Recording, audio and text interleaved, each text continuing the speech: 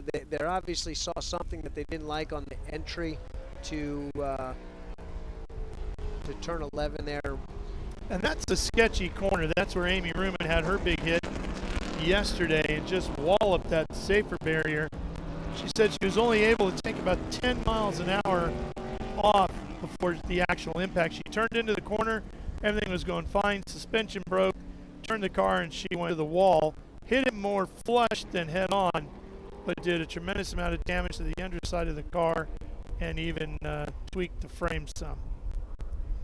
So from here, Andy, she's going to have about 6 weeks to get her car ready before we show up at Canadian Tire Motorsports Park outside of Toronto at Ron Fellows' facility up there, another legendary Trans Am circuit. And then it's on to VIR, Barber, and wrapping up the year at Circuit of the Americas. So 4 races to go. It's a significant portion. It's about a third of our season left after this race to mount your charge, to get your points, to get your victories, to get all those things that make those sponsors happy in the offseason that you're trying to re-sign for 2026, to amp your crew up, to get everybody stoked, to work harder in that offseason to get you faster. So the closing out of any race season is extremely important because you need to head into that offseason with a little bit of motivation. And those are all very interesting and exciting racetracks. Of course, at Canadian Tire, the old Mosport, you've got some very high-speed sections, some very challenging slow sections, a lot of elevation, tremendous amount of elevation, and very fast S's at VIR. Barber probably more technical than the first two that we're talking about there. And Barber really neat because of the three other tracks.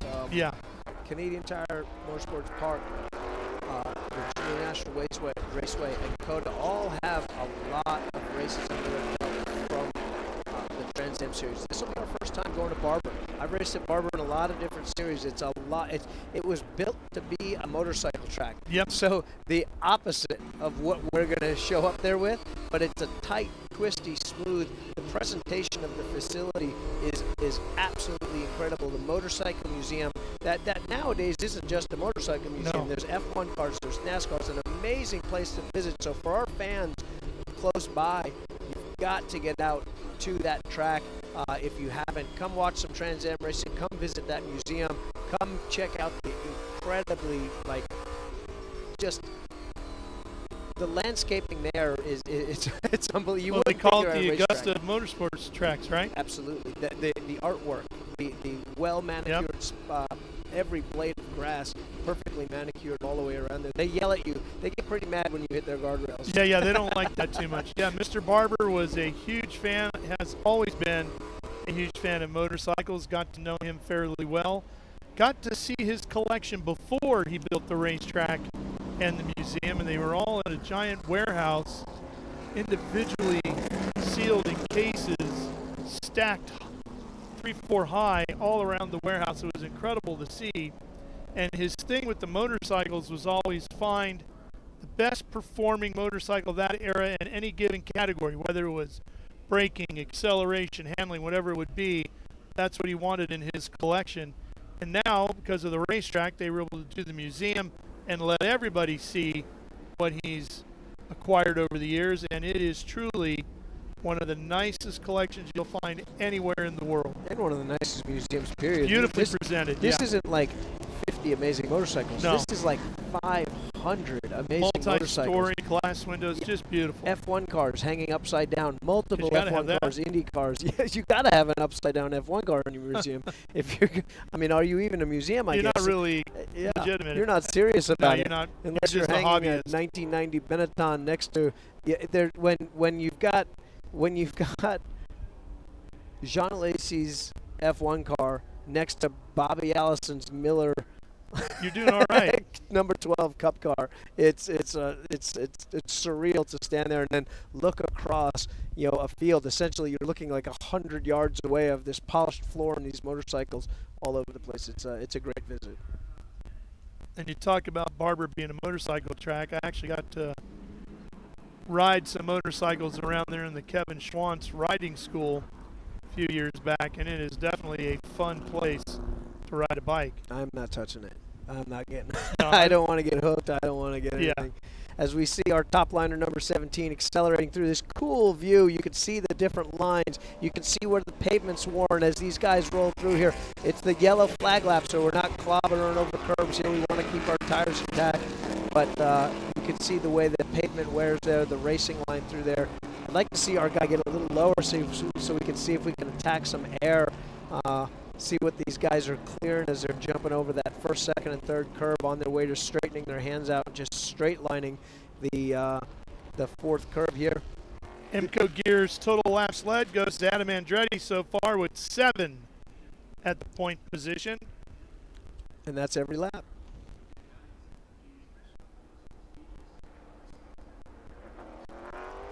I'm not going to guarantee, but I'm going to anticipate that we're probably going to go green here. Adam's playing some games with these guys, stacking them up a little bit and then getting into the gas.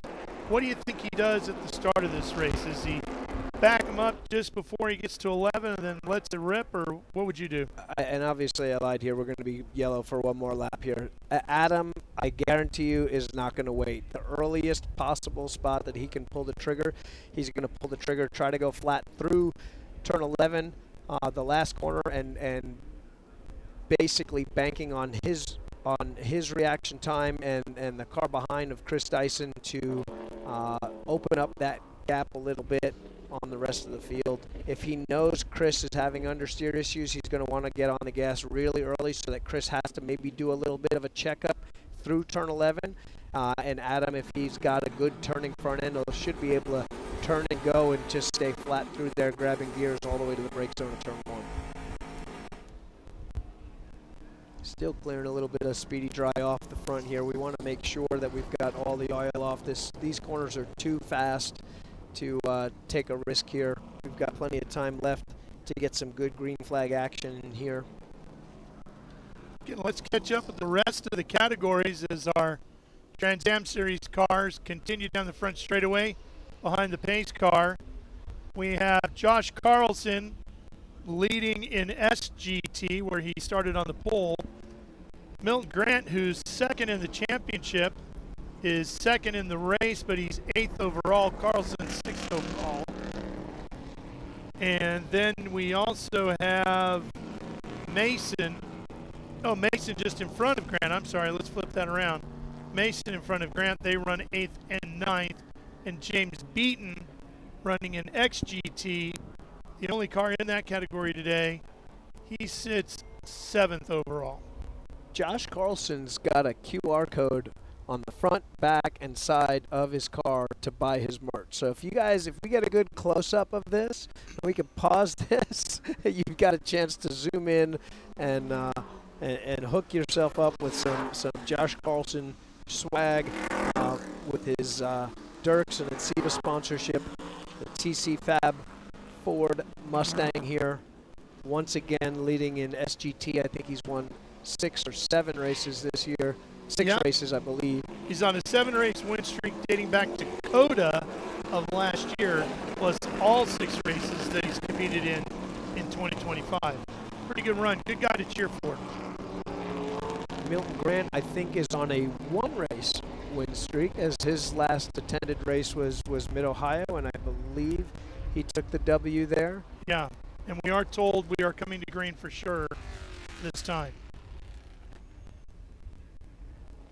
Beaton, Moss, and Grant. Yeah, James Beaton. That Corvette is cool. That is and cool. Fast. It has got a motor in it, and it's going to go. He hasn't hooked himself up with all of the wing and the splitter and all the other stuff. This thing is a bullet in a straight line. Probably has a little bit of room to go on his portion or his option of his development to get a little more arrow on that. But very cool looking car, very quick driver and car combination. Let's see what Adam does here this time. So we're headed up to turn 9. According to the rules, how soon can he get on the gas, Andy? We got to wait. It's pretty much so we do have a restart zone here. I believe with T82 we crunch it down quite a bit. We give him a little more leeway in TA. I think he's just going to be coming on the front straightaway when he starts to open it up here.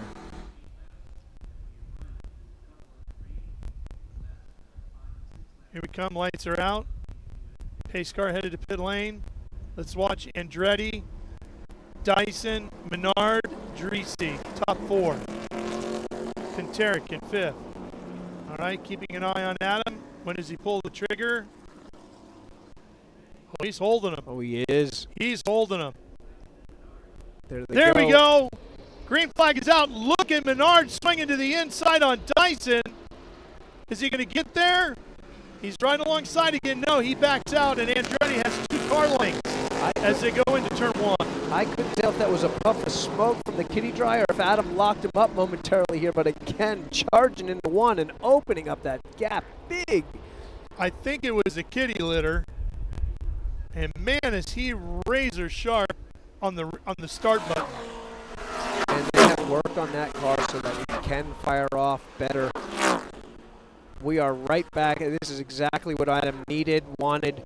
Security right here, so now he can run his own line. We're right back to the race that we've had all year long, with whether it's Chris leading or Paul leading. They're right on each other's bumper, nose to tail. And remember, Andretti led the points early stages of the year. Yeah, gave back after 1 or 2 bad races in a row. Yeah. With a wreck at Sonoma. And then an issue following the next week when he jumped into Dyson's car. But, yep, at Laguna Seca. Yep. Chris reeling back in. This is not as much of a gap as Adam was able to pull out straight away. Just 0.37 of a second for Adam now. It's just a few car lengths, maybe 5, 6 car lengths. Adam looks like he gets a good drive off. Obviously, the accordion effect here. But, boy, that's not just the accordion effect. That's a good launch off the heel. Again, probably Chris waiting on the front end. We could see him turn in here. Really, you know, when his right hand's past 12 o'clock on a corner, like just a regular old 90-degree corner, and that's Paul to the inside. Right that's there. He's got him going down into turn number 1. Dyson suddenly finds a Jim Wheat Mustang back into 3rd as the Pittsburgh Paint and Stains Mustang moves up into 2nd.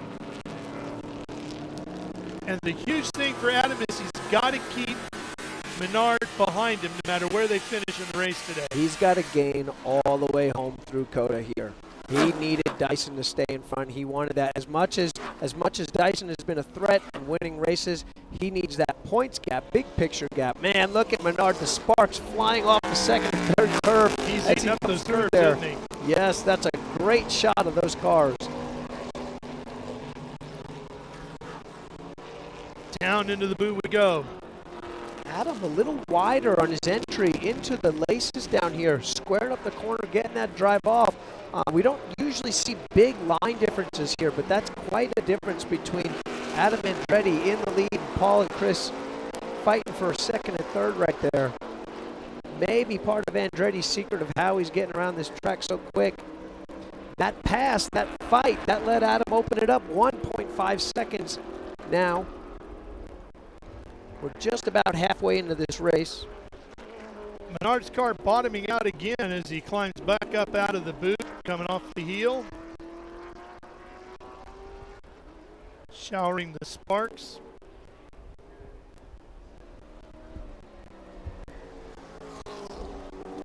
Here we go, down the front stretch. Let's see what the gap is between Andretti and Menard.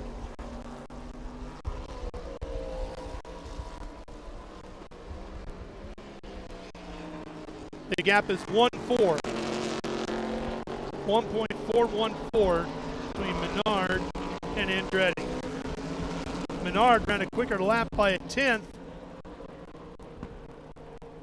Top 2, the only 2 in the 147 range. Now approaching 180 miles an hour plus as you get ready for the commitment turn-in at the chicane. Here it is, the Cube 3 architecture chicane. Look at Menard just flying the Mustang up and over this big curve. consistently seen the spark on that third curve. I think he's taking a little more third curve than the other guys are. That's planting the right side, the rocker, on the floor there.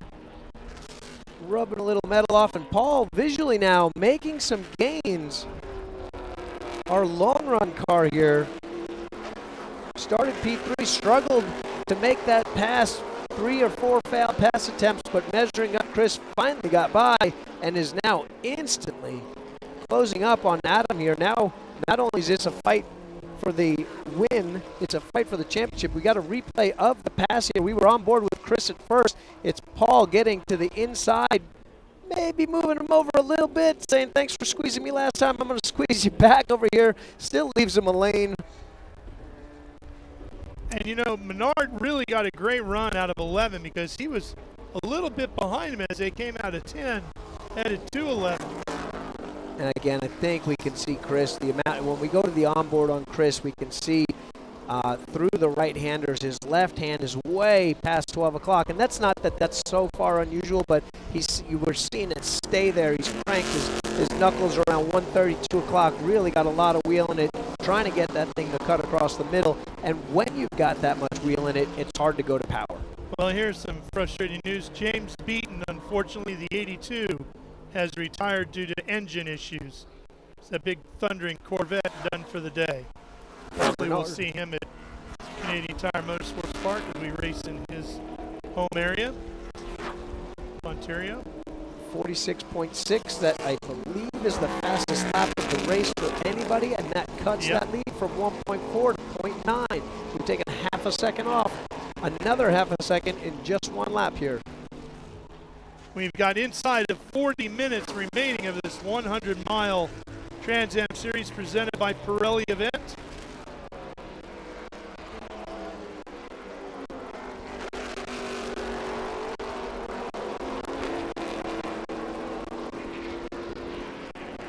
You can see Paul really able to get into the throttle again early on as he comes through the toe.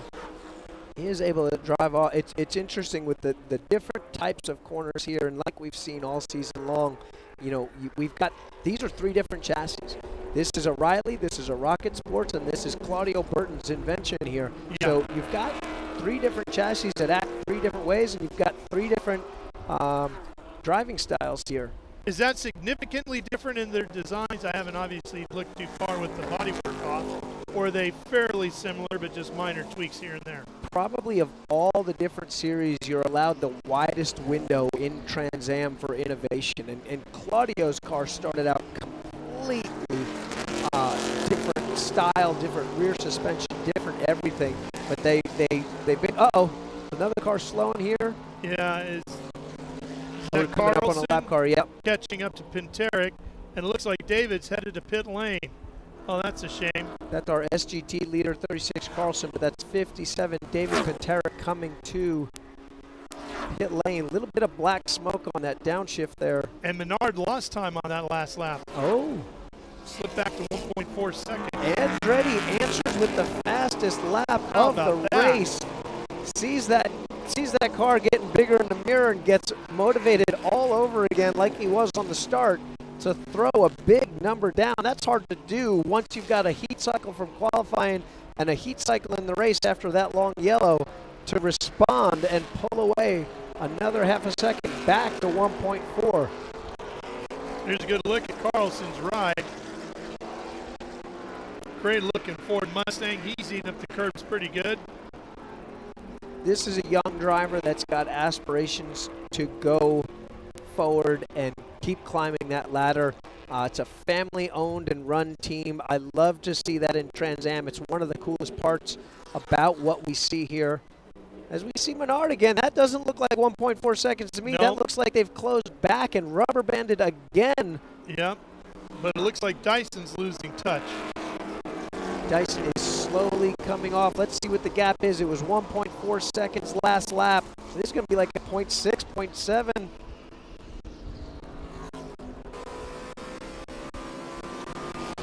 0.70. Wow. On board with Dyson. Here's what turn 1 looks like. Brake deep. Get back into the gas. You got a lot of racetrack to utilize here. Now you are flat out. Let's watch all the way in and through. the bus stop. Climbing the speed, climbing the hill up through the S's here. I mean, he's at 162, and he had to do a lift at the bottom of 2 and over the crest of 3. Here's the bus stop, Cube 3 Architecture bus stop.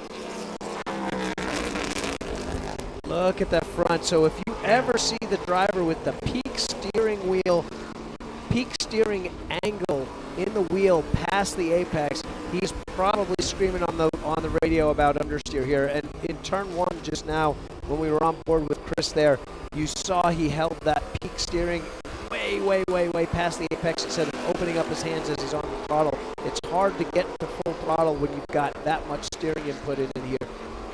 And he's fighting to keep in touch with Menard. I can't even see them right now. As he comes up over the rise, they're already into the heel of the boot.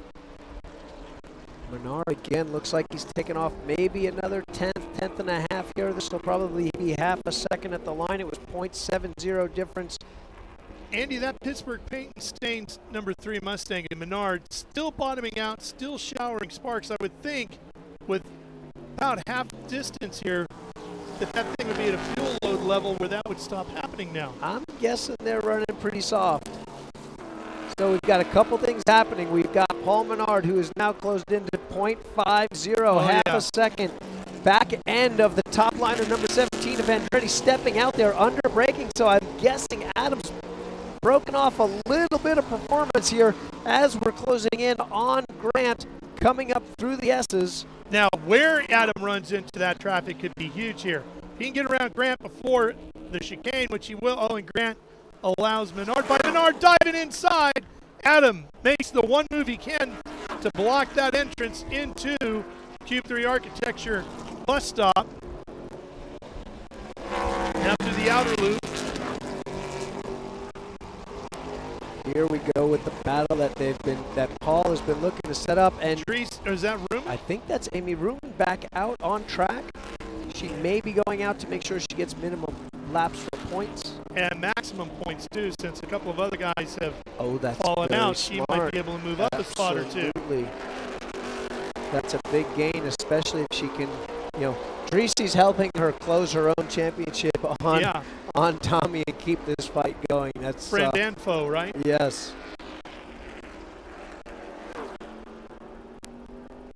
We're not even going to bother talking about tenths and gaps anymore. He's just on his tail. That gap is going to fluctuate between a tenth of a second and a half a second each corner as they catch each other under braking and then drive off again. We were seeing Adam with that advantage driving off, but I think he might have used up those tires, and Paul, able to conserve a little bit, is now definitely got something for Adam Andretti. Watch the back end of Andretti's car as he comes down the hill here, just wiggling around a tiny little bit. I think he conserved, knew he wasn't going to be under attack there, and was able to go. Little slide off the corner onto the paint. It's interesting, in talking to Adam yesterday in the garage area, he said, I drive more like my dad, Aldo, a little bit more mental. He said, my brother John, the late John Andretti, was more like my uncle Mario, more up on the wheel and aggressive. Of course, Aldo, the twin brother of Mario. So it's a little bit of an interesting insight as to the brothers there, John and Adam, and how they approach their racing craft. Obviously both quick. You do see a precision in Adam's driving, a logic that is typically not like a throw it to the wind and just door somebody and let him go here. Back with our SGT leader, Josh Carlson, in that number 36, and Siva Ford Mustang. Menard again, still right there. Now this is a really tricky spot with cars with this much downforce. When you've got a big wing in the back of Andretti, a huge front splitter, diving board-esque on the front end of Menard's car. Now all of a sudden, Paul's handling is going to start changing. And the same struggle that he had. Oh boy! Andretti misses the exit of the boot. Yeah, got the corner wrong at 9, and that opens the door for Menard on the inside going to 10. He's got him. Oh, man, one simple mistake changes everything. So easy to hang a front tire coming up over the entry there, or maybe that back end stepped out. He had to catch it, caught it, didn't crash, but just enough. You lose a car length, and you give Paul Menard that opening. So here's the interesting part. You talk about the aeroflow off of these big wings and splitters and all that. Let's see how different it is now with the Camaro up chasing the Mustang. If it's a difference for Adam as opposed to when Paul was back there. Here they come down the back straight, headed to the Q3 architecture chicane. Adam peeking inside. He's hanging right with him. You know, with Adam being loose into the corner now, maybe used up his rear tires, it's actually going to be easier for a loose car to get up behind a car that when you're going to typically lose your nose and get that understeer. If you're free already coming into that, you'll actually get a little bit of a better balance coming off. Can't see if that's the 7 or the 8 yet. I believe that was Amy. She's now up to 10th. See if she can move up a little more. We know Paterick has had issues. Beaton is out. So she might be able to gain 2 more spots, a little bit more in the points. Adam's really able to drive deep into the toe. A little deeper than Paul was when he was behind Adam. Look at there. that. He's right there, Andy. He does not want this to be over. He's still going to be fighting hard for this win. Loved our drone getting right down inside the side window of Adam's car. You can see those yellow gloves moving around in there. No mistake this time coming off the heel for Adam. More traffic in front of them. I believe they're closing in on Mason, yes. Ray Mason, longtime friend of mine, longtime racer, been around for decades here. Second right now in our SGT class. Menard is better from 9 through 11, and Adam is better through the boot, it looks like. Oh, and just what Paul didn't want. He wanted to be able to get there, gets choked up a tiny little bit. Adam gets to close, but now here's the tricky part for Adam. He's got to go. Ray heads up, big heads up, leaves room for Adam to get through there, lets our title fight and our race fight go through. Adam had to go, and he was able to do so. And this is where he starts to close in. He's got good speed down the back straight. He does. He transitions well through here. Car looks very, whoa, little slide. Just as I say that, he's on that gas, coming over that 4th curb. That's a lot of power to put down over a big jump and alligator curving here. Here's Grant, running 3rd behind Carlson and Mason in their GT category. Right there. This is it. Again, the late apex that he's taking down into the laces, which is fairly unusual for most race cars, and then his braking ability and ability to turn into the toe. That's what brings him back to this race. That's what brings him back into this fight every single lap, because Menard is driving off some of these other corners much better. But through the S's, into the bus stop, down the laces and the toe, those are the strong points for Adam. Everywhere else on the track, Paul is able to put some car lengths in between them. 2 things I've noticed. Menard down to a 145, Oof. quickest lap we've seen all day, but also Dyson down into a 146, which is where Andretti is. And as you look here, Andy, you'll see Dyson starting to inch in a little bit. You could see them where he had lost them on the horizon before. Now he's got an eyeball on him. Actually, there, that lap, that was Chris Dyson's fast lap, which sort of makes sense here. You start with a big push, and you finally drive those rear tires off, which is all of these tires. It's the front's not going to get worse, the rear's going to get worse here. With a hot day like this and huge speeds, you're always going to, where that 800 horsepower is getting put to the ground, or the tire is the end of the car that's going to get used up first. So that balance now coming back to Chris as he sets his fast lap, as that fuel burns off, as those tires wear and that balance shifts. We got a yellow here, and Chris is really right back in this thing, probably Sure with the best front tires or balance of anybody. As we see Adam wiggle through here, this is one of his strong points for Adam here as he gets down through the laces and drives, 5-6 car lengths back here. Big speed into this. Obviously, again, a little bit of this is accordion effect, but he does stick with him better, driving off that toe, into and off the toe of the boot.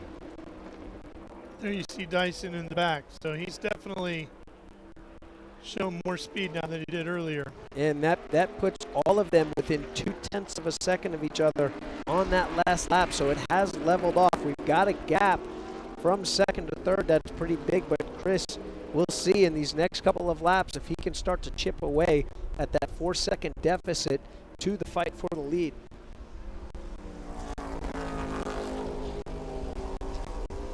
Well, as Paul Menard comes to the line to complete another lap, let's see what the gap is here. It was 0.7. It's up to a second now between Menard and Adam Andretti. The 50th running of the Trans Am Series presented by Pirelli continues here at Watkins Glen International when Speed Sport 1 returns to upstate New York. Stay with us.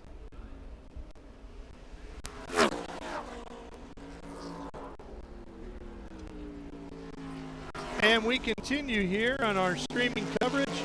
Looked like Amy Ruben slowing, coming into the chicane. Here's Drissi, who's still at speed. Let's take a lap with Drissi here and see what this, watch what this driver goes through. Watch his helmet down in that bottom left corner, what he goes through as he's pounding off of these curves, riding in here. You get these shocks and moving around and these quick jarring sensations left to right as your head bangs off of each side of the halo. 100 miles an hour through this outer loop here on our way down. The camera doesn't do it justice here. This is a very intimidating downhill braking zone where you, with that wall on the outside, if you hang up a front tire, it's treacherous. It's big time end of your day here. Now here, the lowest portion of elevation on this track into the steepest climb out. This is like a 5-story climb out. This is just your basic boring 180-degree corner. The toe of the boot has a gigantic elevation change, and then a flat tabletop, but then downhill entry of the heel. It is sort of just your basic kind of 110-degree corner, but when you add that downhill factor right on the last downshift, it's tricky. Exiting the boot here, we come back onto the short circuit, which is normally your entry for your NASCAR or the IndyCar guys if they're running the short course too. Very quick corner, another 100-mile-an-hour corner, then you just slow down to about 90 miles an hour here, high 80s for mid-race here. Tommy's using up all of the road onto that curbing, right up against the safer barrier and across start finish. Breaking into turn one, who's this in front of them? I think that's Amy just circulating.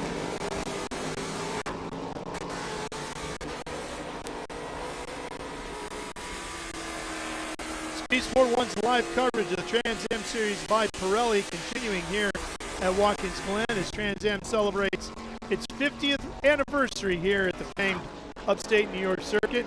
Andy, did you know the first road race after World War II was held in October of 1948 through the streets down the hill in the village of Watkins Glen? Now I do. And look at this. Yeah, Andretti closing in as we catch up to the backside of Grant here in the GT category. He's going to move over to allow Menard by, and Andretti's right there as well and closes right up on the backside of Paul Menard. And the answer, Adam Andretti, 46.0. That was his fastest lap of the race. Paul Menard's actually done a 45.8, but on his last lap there was a tenth slower than Andretti, and he is chipping away. It's tough when you're right in that draft there to keep that corner speed up and actually make up time like this, but we're seeing this sort of rubber band effect between Paul and Adam again, still make through as Adam goes to fastest lap of the race at a 45.6, half a second faster than he's gone before, and that lap 0.2 of a second, so 0.3 of a second gained. Now back to Paul after that little mishap that lost him the lead out of the boot. He's charging again with his fast lap of the race here. Andy, this is not a Trans Am race. This is a heavyweight title bout, and these two are swapping haymakers. We've got Chris kind of distant here, probably going to end up a distant third in the points on this, but our race win and our championship are on the line here. Again, Adam doing such a great job through a quick corner like that to not lose his pace there. He's really good down into the laces there.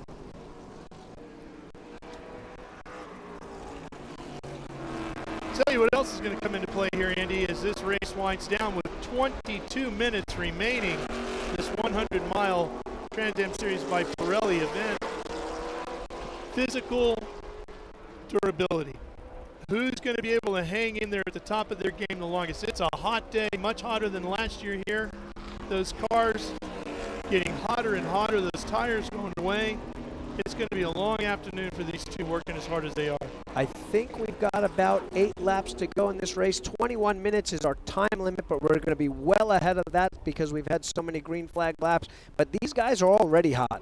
They're already not interested in the additional heat that they're going to get over these next this next 10, 15, 20 minutes here. Amy has moved up to 8th. You see her back on pit lane. She'd have to catch Grant, who's 2 laps down and 6 laps in front of her. So I think that's probably going to be the end of it for Amy Ruman here.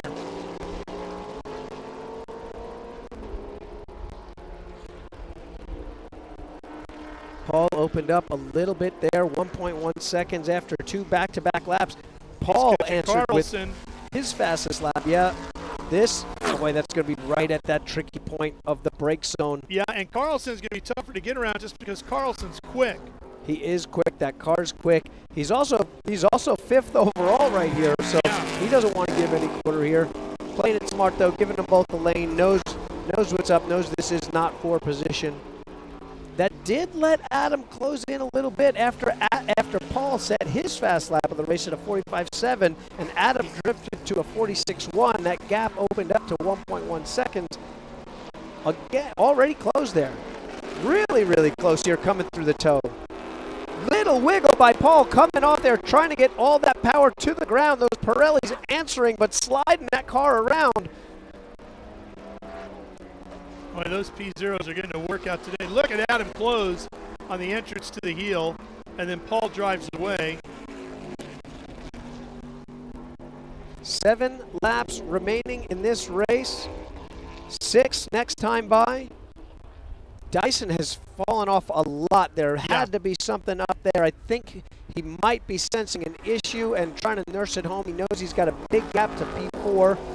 Knows that P1 and 2 are not going to come in contact unless there's a mistake here, so he's probably smart in just leveling this off. If they stay the way they are, we'll see what happens with Menard and Andretti, but Dyson, 5th in the points, will close the gap somewhat on 4th place points person Amy Ruman, and Amy will stay within striking distance of Drissi, who will continue to stay in 3rd in the championship standings. That'll essentially break our, with 4 races to go after this, if this stays as it is, which is always just an if, as Adam is taking it down now to under a second to Paul.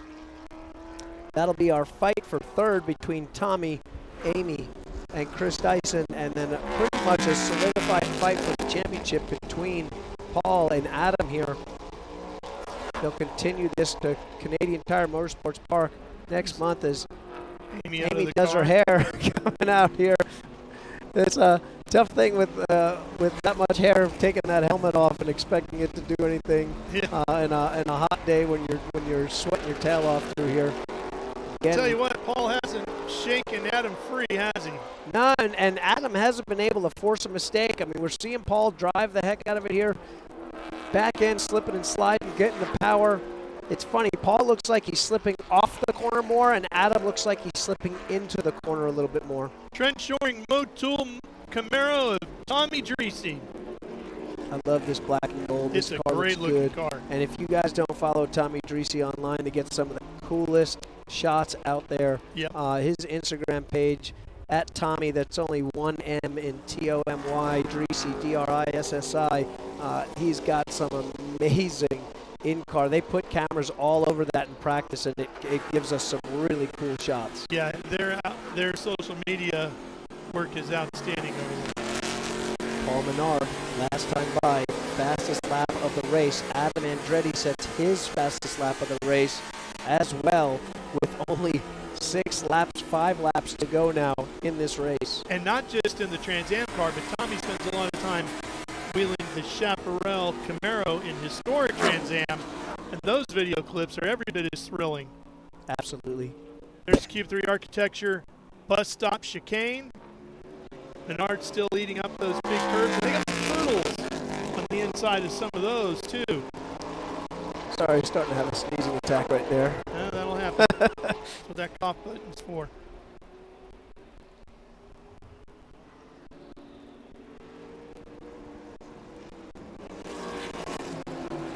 Paul Menard, again, still so impressive. With 5 laps remaining, 25 laps, super hot temperatures, hot track. I mean, it's not just hot outside, but when you've got the sun on the track like this, this asphalt soaks up huge heat, and what a testament to the Pirellis to be able to set fast lap of the race, not far off their qualifying speed, as our drone gets close enough to read the contingency stickers on the side of Paul's number 3 Pittsburgh Paints car.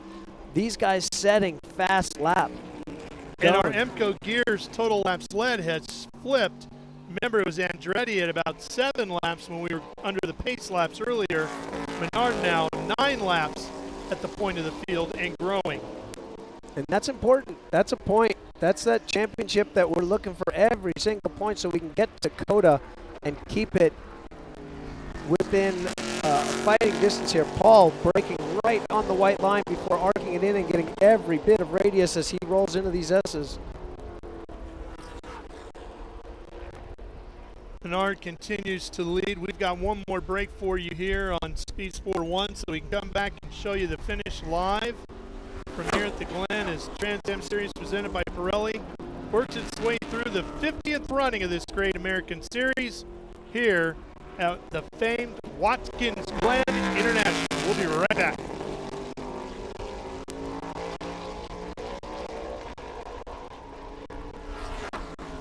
And the racing continues here at the Glen with Paul Menard out front of Andretti, Dyson, and Drissi, your top 4 in the Trans Am category. And it's Carlson, Mason, and Grant in our GT category, SGT.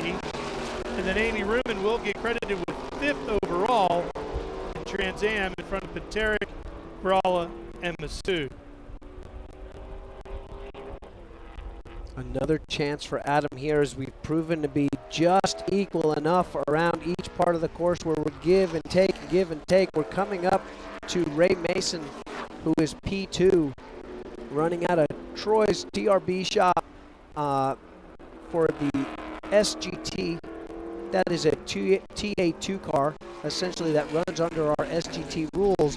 This is a pivotal moment. Adam's hoping that Paul catches him just in the brake zone. It looks like Paul's actually going to clear him, and we may have the opposite here where Adam gets hindered under braking.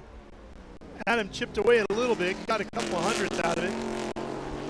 And no way, he says, and he makes that dive bomb for turn 1 to make sure the bumper in front of him is Paul's and not a lapped car.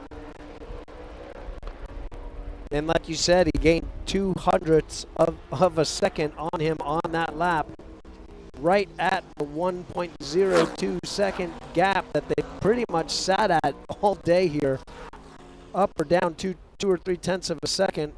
3 laps remaining in this one. Paul still hitting the curbs like it's qualifying, jumping off, sending those sparks flying over the 2nd, 3rd, and 4th curve there. And Andy, sometimes in these final couple of laps is where we can see a driver just lose their mental focus for a tick, and that can change everything. We saw that in Mid-Ohio.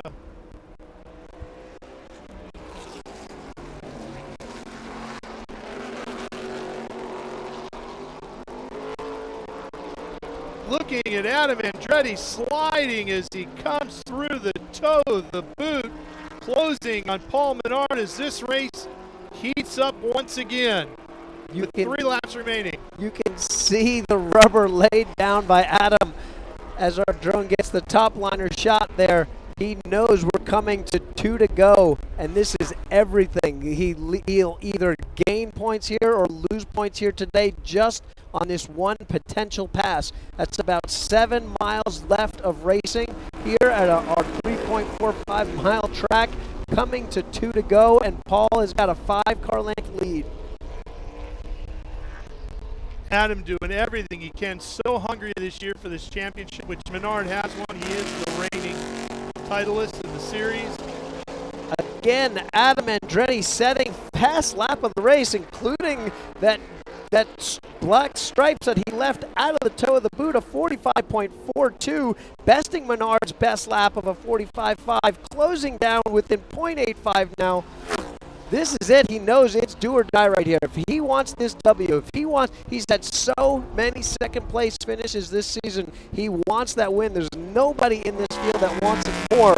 He's pushing, he's driving, he's slamming these curves. He knows his best shot is down the laces and into and off the toe of the boot. He knows he's only going to have 2 more shots at this shot and the white flag lap. And they got traffic in front of them. This could be pivotal again. Right here, coming into the toe, which is where Adam is good. It's Grant and the Porsche 991. They'll catch him by the time they come to the heel, and both cars are passed. Grant very heads up there, very professional. Saw him coming from way back, didn't hinder them at all. Moved on over. So impressive that this late in this 100-mile race, on a very warm, very slick racetrack today, to see these drivers, Menard and Andretti, putting in these 145s as quick as they are at this time of the day. Huge testament to our title sponsor, Pirelli. I mean, to be this deep in the race, 100 miles into burning rubber off, and these were the same tires they qualified with. As we see the white flag waving, Adam Andretti again resets fast lap.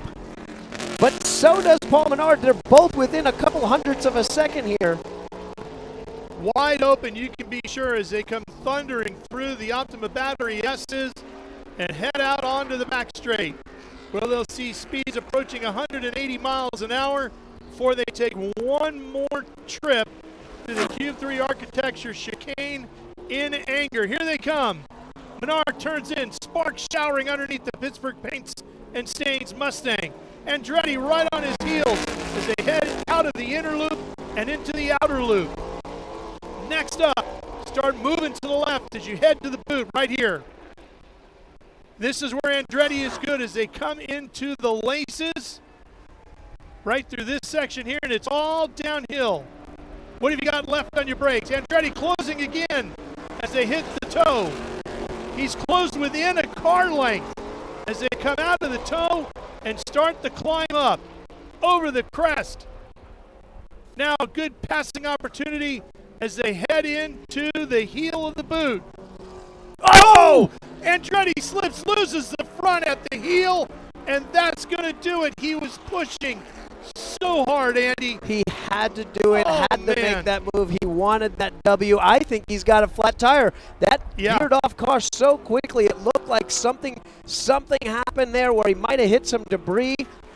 He's going pretty good now. Probably just a lockup. I mean, that's just when you got your one shot, you've got to take it. To get a win in the Trans Am Series is so big as Paul Menard crosses the line to take the W.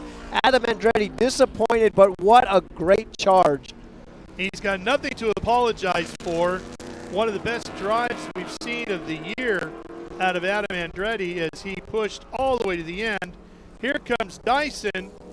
Chris and the Jim Weed machine will finish third in the Trans Am Series today, in this 50th running of the Great American Road Racing Series.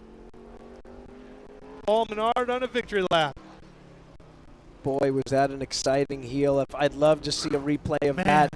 The drone was right on Adam and focused in as he turned down to the apex. It looked like it just snapped on him and went to that outside. He gathered it up.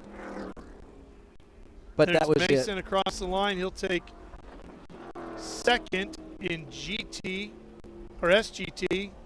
Carlson will take first. That's win number 8 in a row, dating back to last year at Circuit of the Americas. 7 for him in 2025. Paul's already got his gloves off. He's obviously hot there.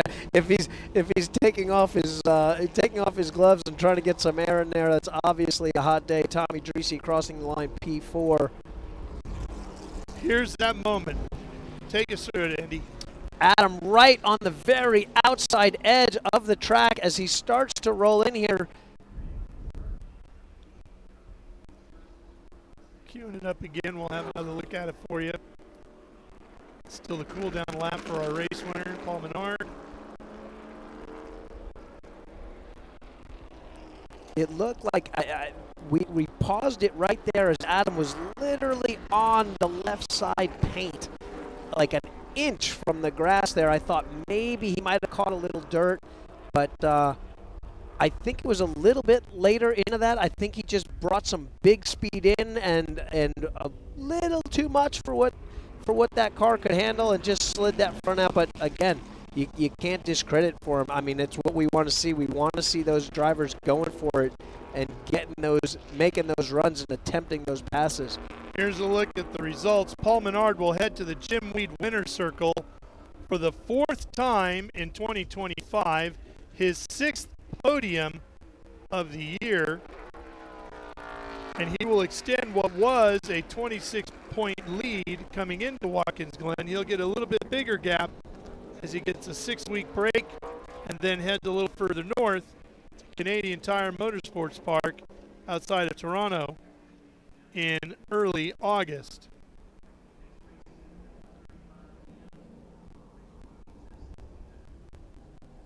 Or actually late August. It is Labor Day weekend, right? It's Labor Day weekend. Labor Day weekend, late August. Another amazing high-speed track, gutsy place. Big commitment as we see Paul in the Pittsburgh paints. Number Jim Weed 3. Winner's Circle. Well-deserved win. Great battle. My guess is his tongue's going to be hanging out a little bit, as will Adams and Chris's. Can't wait to hear from Adam, from Paul. What a great battle. I mean, we've just seen so many between Paul, Chris, Adam, all year long. You pair these three up, and it makes just such a great fight. 50 years Trans Am has been running here at Watkins Glen, and that was a classic Trans Am battle here. What a way to celebrate the 50th. Absolutely. Get to hear from them in our Jim Weed Winner's Circle here.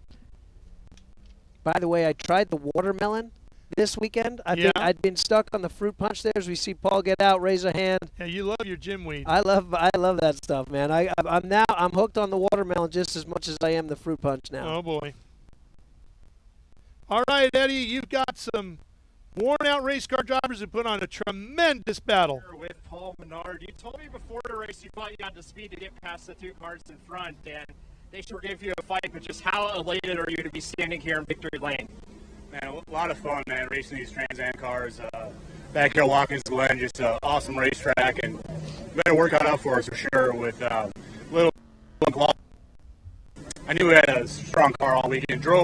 It drove so good all practice, drove great in qualifying, and I'm glad that it was hot and slippery because that's kind of our strength. We learned that yesterday, and just had to stop my guys. They busted their tails this weekend. We fought a lot of gremlins, but they kept chipping at it, and always fun to race Adam Andretti. We raced hard, we raced clean, and he got me honest. And then looking at the season as a whole, after a bit of a rough weekend in Road America, how nice is it to be able to build back on that championship lead here? Yeah, it's Road America was a tough one for us. It was a strong car there, just had a flat tire, but this is the weekend we just kind of put it all together, and like I said, Adam, he doesn't give up either, so he's still in there in the hunt for points, but on the Mosport, which is another wide open, bad, fast track, so looking forward to going up there. All right, thank you so much, Paul. Congratulations. It was Jerry Titus in 1968 winning the first ever Trans Am Series event here. And today in 2025, it will be Paul Menard's name going into the record books here at Watkins Glen as the winner of the 50th running Trans Am Series by Pirelli here at this tremendous racing venue. We've got more to go here at the Jim Weed Winner's Circle. We're going to hear from Adam Andretti and the rest. Stay with us. We're coming back for more right here on Speed Sport 1. Rev up and get ready for race day with Mission Foods. The world's best racers and tastiest products come together to make every race delicious. Fully loaded tacos, fast wraps, piled high nachos, Whatever you crave, Mission will help you be race ready with easy-to-make recipes that will take your race day to the finish line. Keep your racing delicious and enjoy all the mouth-watering action. Brought to you by Mission Foods. Too fast, too tasty.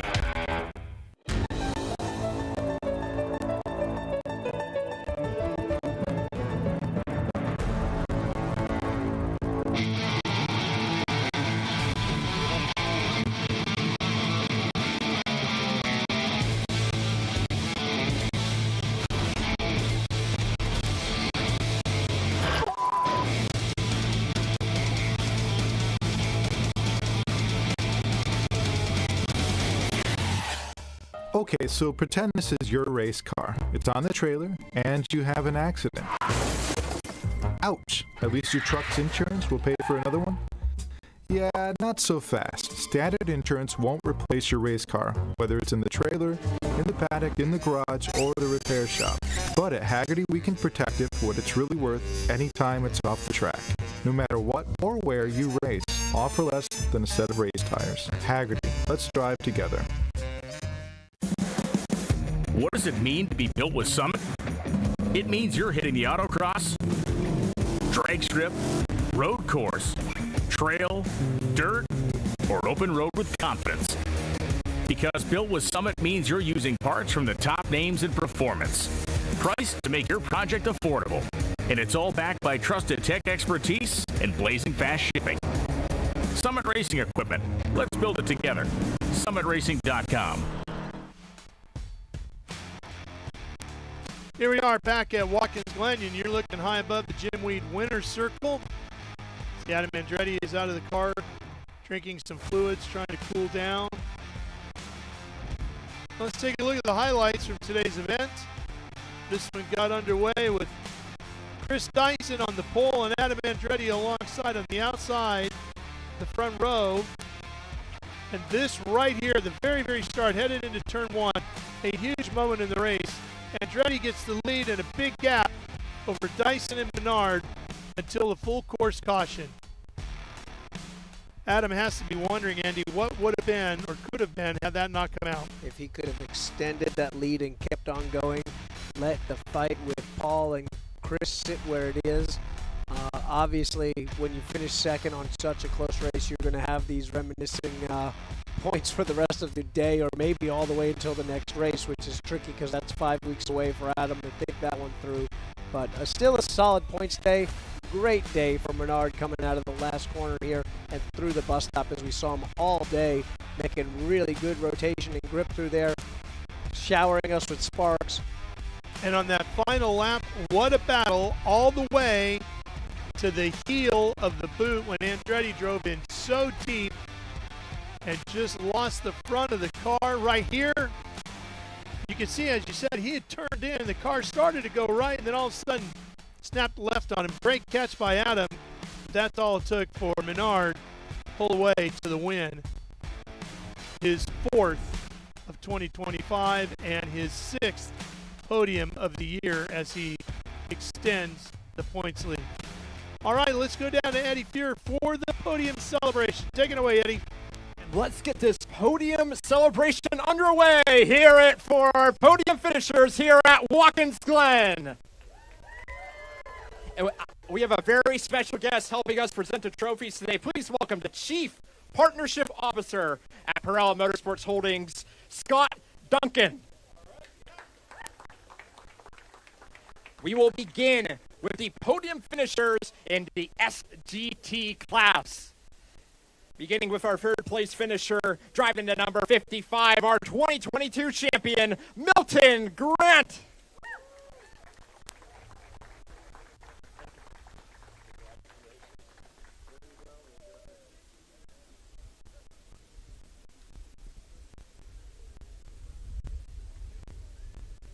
And in second place in SGT, driving to number 00, Ray Mason.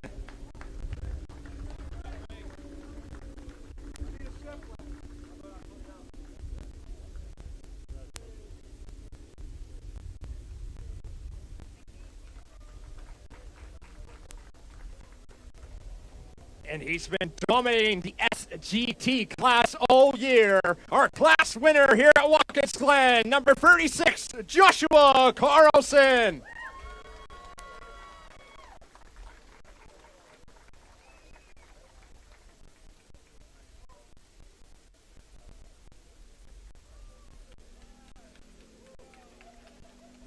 Let's take a second to speak to our podium finishers.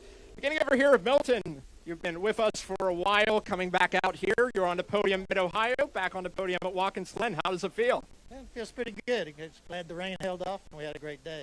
You know, of course, I'd like to thank my Lord and Savior Jesus Christ, and for this beautiful weather, you can't beat it. So, great day. All right, thank you so much, and great job, Milton. Moving over here to our second place finisher, Ray Mason. Ray, having quite fun out there, right? Heck no, I was scared to death the whole time. So for those of you who haven't driven this track, it's a very high speed and very intimidating. And I know you find it's hard to believe that I'm extremely old, but I'll be back. Yep, and a great run today. Second place, heading over to our winner in SGT. Yet again, Josh Carlson standing on top of the podium. How are you feeling after taking the class win? Feeling pretty good. I mean, we led the whole weekend in practice, qualifying in the race. I'd like to thank Siva. Without them, I wouldn't be, racing this weekend. Had a lot of fun racing with Milton and Ray. Hope to see them out at the next race.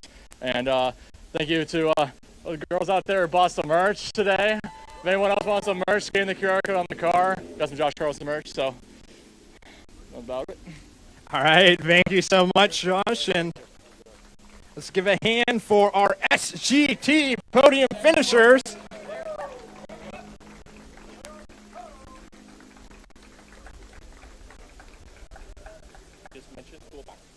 And we are handing out some awards courtesy of our partners at Cool Blocks for each of the drivers.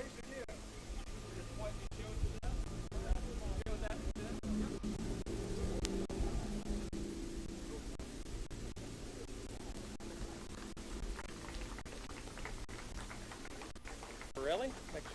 And our partners at Pirelli.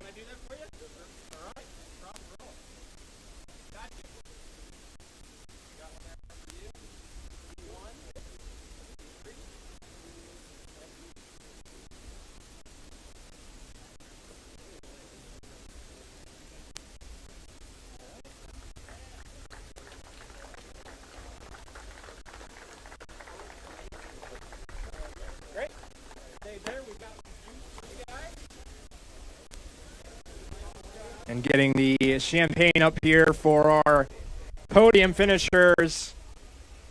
One more time, a hand for our SGT podium!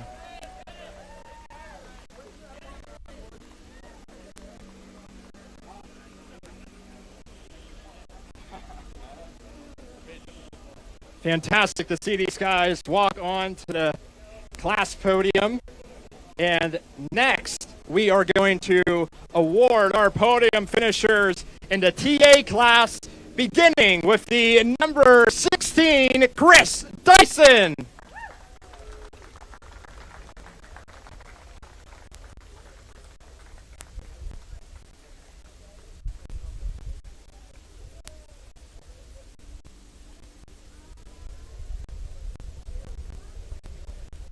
Joining Chris on the podium, the number 17, Adam Andretti.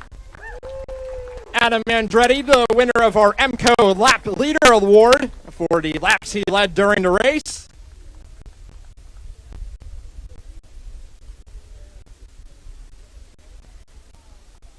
And the race winner picking up his first Trans Am win at Watkins Glen, Paul Menard.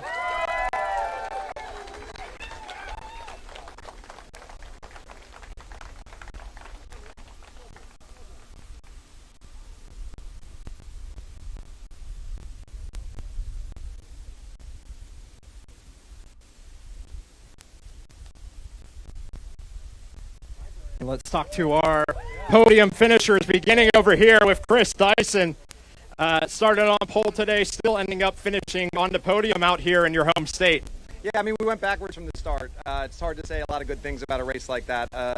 I think I probably could have hung with these guys a little bit more in traffic as the race went on, but we just had an unfortunate incident in traffic.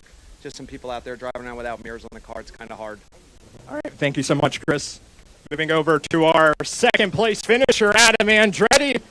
You got to lead quite a lot of that race, and then you were hanging right up there with Paul all the way till the end. Yeah, great race overall for the Top Liner Burton Racing Group. I'm just so blessed to be working with this group. It's an amazing group of people, and the support that we get with Top Liner and personal support with Bell helmets and Hitchman racing suits. But the day was looking like ours. That first caution I probably didn't need. I mean, we had a pretty outstanding gap at that point. We're feeling really good flow, and then lost the front end in turn 9 where Paul was really good coming out of the booth there, and he was able to get underneath me, and then we just kind of had a battle till the end. But I owe my guys one on this one. I let that bottom open, and that won't happen again, not on my watch. But great job to Paul, and congratulations to him and the 3GT crew. Did a good job. Thank you, Adam. Congratulations on second place. And now talking to the race winner, Paul Menard. Just how cool is it to be able to stand on top of this podium? Obviously great to be back in the Trans Am Series at Watkins Glen, one of my favorite racetracks. Just a badass racetrack, and I was telling Adam, we just did 100 miles of qualifying. I mean, we were on it every single lap. Power held up. I got a little loose at the end, but we had a tough weekend. I mean, we battled a lot of different gremlins, and my boys put it all together for the race, and the car was just solid all race. Every session that we're in, it was solid. We just had a couple little gremlins that we worked out, but on to Mosport, I love that track up there. Another badass high-speed track, and Adam's keeping us honest in the points. We just keep at it. And having the pass for the race win in the second half of the race, can you just walk through that move real quick? Yeah, I mean, my car was just very solid under braking, and I could roll into the apex really well. Adam just missed an apex. He missed a couple apexes early and kind of put a little pressure on him. Then he missed one big in turn 9, so I got a shot out underneath him, and being on the outside of turn 10, you can't hold on there. So once we got a little clean air, we could kind of set sail through the S's. Obviously, high speed turns 2, 3, 4. Being out front is a huge advantage. So getting out front, big deal, and then we could kind of play cat and mouse a little bit with them. All right, thank you so much, Paul. Congratulations on the win.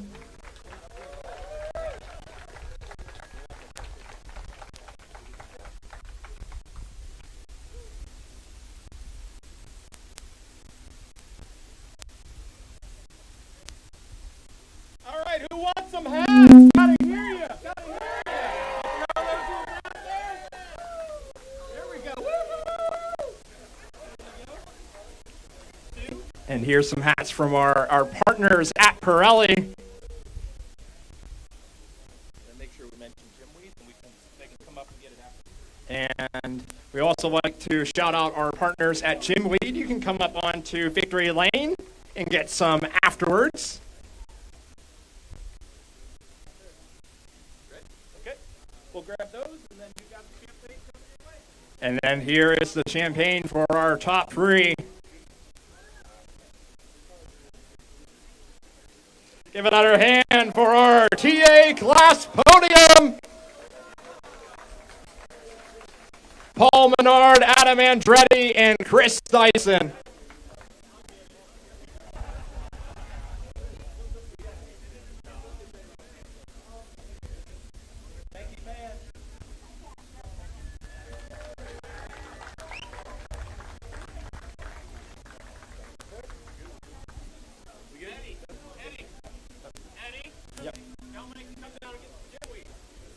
All of our fans out here, you can come down and get some Jim Weed courtesy of our partners. And just give one more big round of applause for all of our podium finishers here in the Trans Am Series.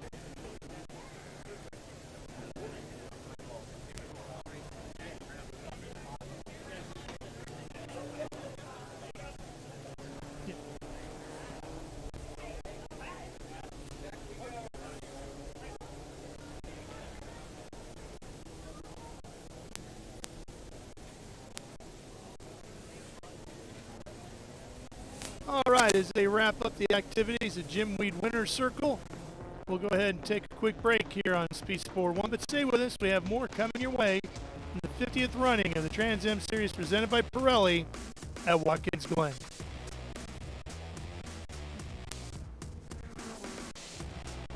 In racing, every second counts. Communication isn't just important, it's everything. Established in 1996 in Daytona Beach, Florida, Speedcom Communications was born from a passion for racing and a vision to revolutionize motorsports communication. Trusted by competitors across the world.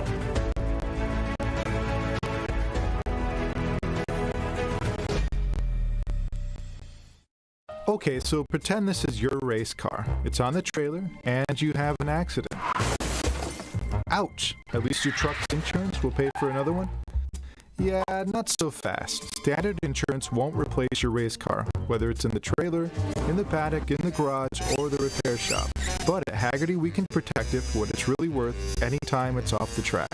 No matter what or where you race, all for less than a set of race tires. Haggerty, let's drive together.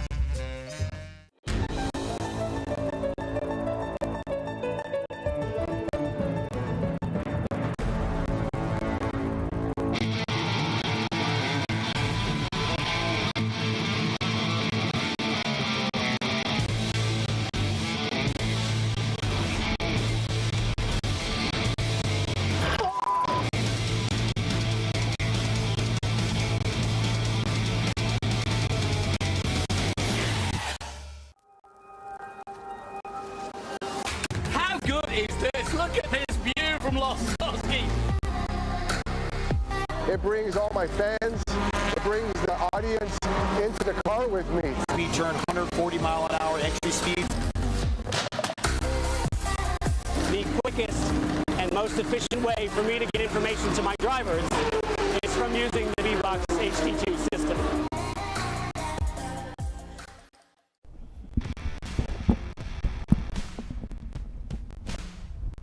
Back here in Watkins Glen, and we want to thank Eddie Fuhrer for joining us and helping us with all of our pre-race, post-race interviews and coverage. And we miss our buddy Ben Sissel, who unfortunately couldn't be here this weekend, but we know Ben will be back with us at the next round. So, Ben, we look forward to seeing you there. And Eddie, nice job here today. Yeah, man. Feel better, buddy.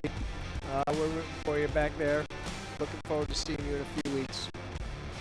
Well, Mr. President, for a 50th running, that was a pretty darn good Trans Am race. As we look at the schedule, what's coming up next, Canadian Tire Motorsports Park on Labor Day weekend, then is Virginia International Raceway, Barber Motorsports Park, and Circuit of the Americas. And we are going to have the Western Championship with us at COTA. They will also be in action with two doubleheaders in this month in Portland, and then in October at Thunder Hill, both out there on the West Coast. Both of those races for double headers too as well. That's a unique portion of our schedule there. Looking at our points here, our TA National Drivers Championship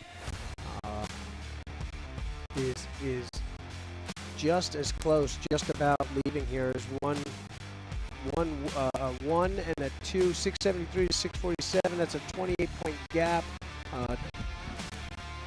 25-point gap. What's my math here? Yeah, that was before the start of the race. Yeah, it's 26 points. Yeah, and now we're looking at probably about a 30-point gap, which is nothing. That's one little hiccup as we roll through here with 4 races to go. This is still up in the air between Andretti and Menard. Drissi, Ruman, and Dyson are sort of in a fight on their own for that 3rd place in the championship. And we've kind of carved it out this weekend. It's Menard and Andretti heading 4 to go. Tommy sitting there in 3rd in the championship. Definitely one of the characters in the paddock. We had a chance to chat with Tommy earlier in the weekend.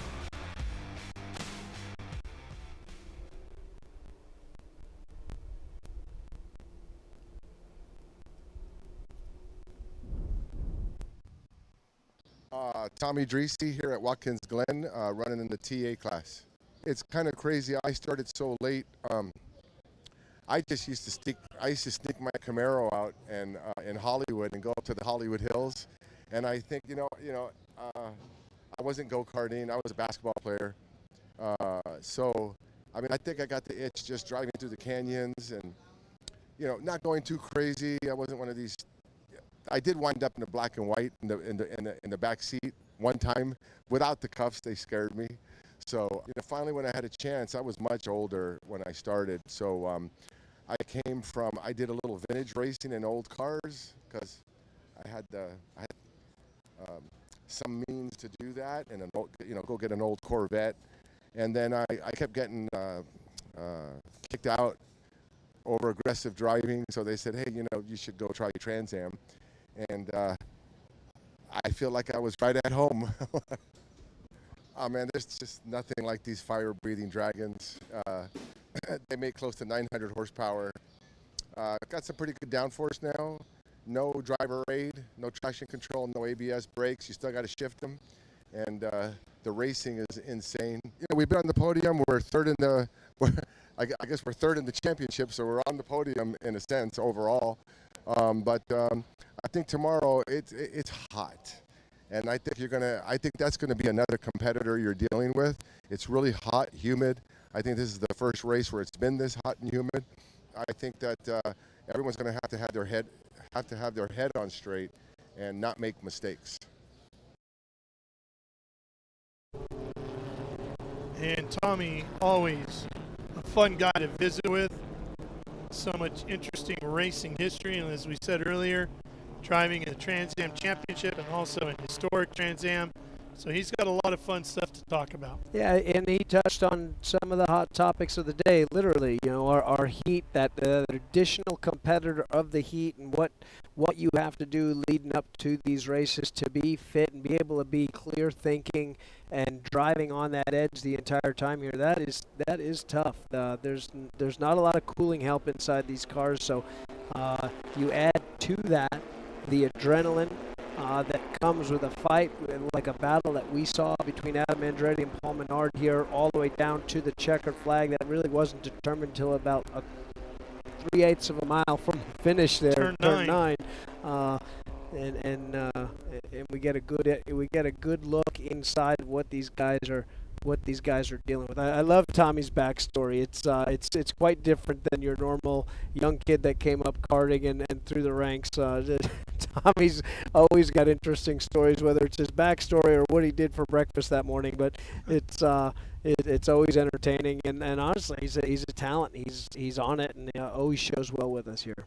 Actually, it was turn 8 where things went haywire. You're right. Yeah. For Adam, and then pass completed, and the race over by the time they got to 9. And, of course, we got to thank our friends at Pirelli for providing those incredible P0s that gave us such an exciting fight here today. Ben Sissel took a look at Pirelli beginning of the season. Well, this is the Trans Am Series presented by Pirelli. So here I am in the Pirelli tent. And what we want to do right now is kind of walk you through the process. So Amy Ruman has been nice enough to drop off 4 used sets of tires or beautiful Forge Line wheels, and then the Pirelli guys, they all hopped up like they know what they're doing. He's X'd them out, and he basically is the one that's going to mark this and tell them they just turned in 4 tires. They're going to get 4 new tires, and he invoices them. No money is exchanged here at the track. See, he's writing her number here, the number 23 on that beautiful red McNichols Corvette. Basically, all they're doing is stacking it up with the fronts and the rears. They move down through here. You can see that this is the left front. This is the right front. And now they're coming in here to the dismount. Now, these are the Forge Line wheels. They put them on here. This thing comes in, takes the bead. You can see it. It's about to take the bead and basically squish the tire down. And then they run it through. And you can tell the muscle memory of these Pirelli technicians is unbelievable. This is a lot harder and more difficult than they make it look, as now they're basically coming through to dismount the tires. You can hear everything is through their air compressor. Now they're taking it off the bead.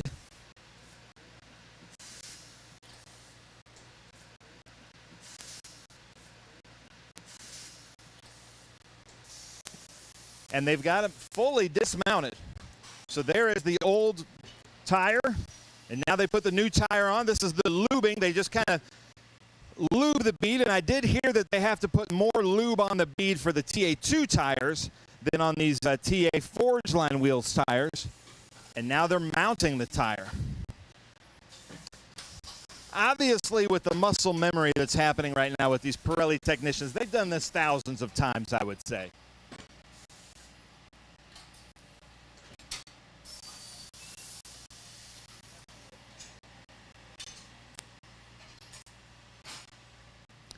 So now they come up here to inflation. And the first thing that the inflator will probably, one of the first things, they've got these little innards that go inside the valve stem. You can see that. That's what you're pushing when you have to put air into the tires or out of the tires. That goes in. He's airing it up. And you can see this part, I guess, gets kind of dangerous. You don't want your fingers in there when the bead pops that we just heard. And then just in case, they've put a cage around this. And then how many pounds, the first time you inflate, how many pounds are you putting in this? We're going to find out. It's about 50. 50 pounds, okay. So basically, you put it up to 50 just to get the beads to pop, and now you bring it down to whatever, 30. Okay, so they're going to do 30 pounds, and then it comes down here to balance. And balance is kind of, not that this isn't a science anywhere, but the balancing is really one of the most critical aspects of this, because then the car won't shake or vibrate, and the drivers will feel a lot better. If a tire goes out of balance or a wheel goes out of balance, that can really mess them up. This is the balancer, and this is a computer generated, and it rotates itself, and then it'll tell them where to put the weights. It'll tell them where to rotate and then what weights they need where. So there's the green mark on the tire. And what is it telling you which weights to put where? Each one of these is a quarter ounce. It's asking for 2 ounces, so you're going to have 8 total. That arrow right there indicates top dead center, which is right here. Okay. So the green arrow tells the top dead center, and he's putting the weights in there. Then he's going to do it again and see if it passes. Have you ever had a perfectly balanced wheel and tire without weights? Yeah, it happens from time to time. That's kind of like a lucky strike. 3 cherries at the slot machine. So that looks good. That passes, balanced. And now it comes out here, the number 23, and they'll keep the tires together, but then they'll stack them out here. So let's watch this balancing process one more time, because it is pretty neat to watch.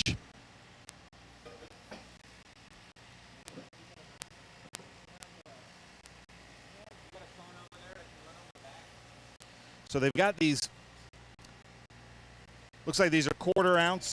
So I'm holding right here then 1 ounce of wheel weights. Then they've got this very sticky double-sided underneath, and then they have to be flexible, obviously, because they go inside the rim. And then they do everything they can to make sure all the weights are on the inside and not the outside. You know, on your street car, you might have weights that are clipped or adhered to the outside, like meaning what you can see, but the Pirelli, they try to do everything to the inside. So now it's just going around, and I guess the computer device is feeling where it's out of balance. Exactly, yeah. It's got a sensor inside that can feel the heavy side of the tire. Well, look at that. I can sense it. I just gave you 1 full ounce right there. And now you're looking for the green arrow for top dead center. That's pretty amazing. So then after balancing, they line them back up here, and then it's at the team's leisure to come and pick them up whenever. Is that correct? Yeah, that's correct. Unless they are having to wait for them if it's like a race set or something like that, and we're holding them to be released for the time of a race. So that is the Pirelli. That's the whole process. I've heard that there's been weekends a few years ago at Sebring. They went through 1,300 tires total with IGT and with the Trans Am Series presented by Pirelli. This weekend they're going to go through about just over 600 tires, and they've got the assembly line working. We're kind of early on. This is just kind of test and practice sessions. But as the weekend progresses, we might see more and more tires rocking through here. But that's how Pirelli does the Pirelli tires for the Trans Am Series presented by Pirelli. A great marketing partner to have in the series. They're doing so much R&D for us, and hopefully we're doing the same for them. It's kind of a mutually beneficial relationship, but that's kind of the assembly line here at Pirelli. All right, Ben, thank you. Don't forget, more great racing action coming your way today on Speed Sport 1. In fact, we will have a replay of today's Trans Am Series race presented by Pirelli later tonight here on Speed Sport 1. And then tomorrow, it's Monday Mayhem. And then we have highlight action from IHRA in Ohio, their first race of the year. We will have new episodes of Prime Cuts and lots of other great racing heading into next weekend. Well, Andy, let's put a button on the 50th running here at Watkins Glen. What'd you think? For race number 50 here, I couldn't have asked for a closer battle all the way down to the finish line. Classic names like Paul Menard and Adam Andretti, the guys that were fighting for the championship are fighting for the win. That's what we want to see. I'm stoked. I'm happy. I know that going into the last third of the season, 4 races to go, Canada up next.